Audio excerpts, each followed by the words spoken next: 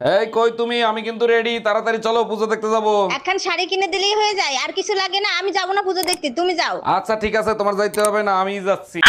আরে কি করো, আমি তো রেডি, তাড়াতাড়ি চলো। এই তোমার পকেটের ভিতর লিপস্টিক আসলো কি করে? সত্যি করে বলো, কাল লিপস্টিক? লিপস্টিক?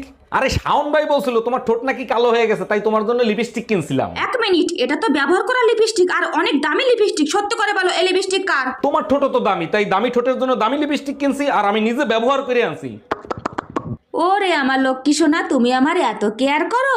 হ্যালো গুগল, বউয়ের জন্য একটা বীমা করতে চাই। এটা খুবই ভালো সিদ্ধান্ত।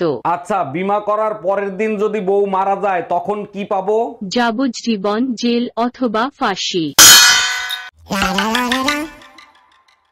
এটা কি বলো? এটা কোনোভাবেই সম্ভব না, ও আমার হাজবেন্ড। এই কি হয়েছে? কে ফোন দিছে? দেখো না, আম্মু তোমাকে নিয়ে উল্টাপাল্টা কথা বলতিছে। আম্মু আমার সম্বন্ধে উল্টা পুল্টা কি বলতিছে? তোমাকে ইজ্জত দিয়ে কথা বলতে বলছে। এটা কি সম্ভব বলো?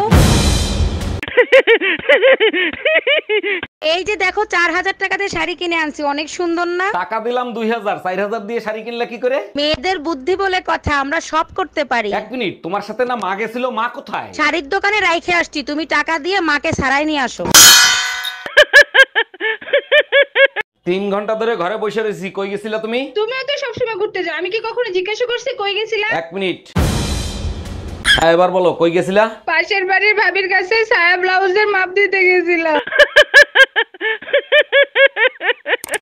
এই তুমি কিছু একটা করো, আমার ঘুম আসতেছে না। কি করব, মাথা টিপে দিব তাহলে কি ঘুম আসবে? মাথায় হাত দিলে কাজ হবে না, তুমি কিছু কথা বলো, বোর হয়ে এমনি ঘুমিয়ে যাব।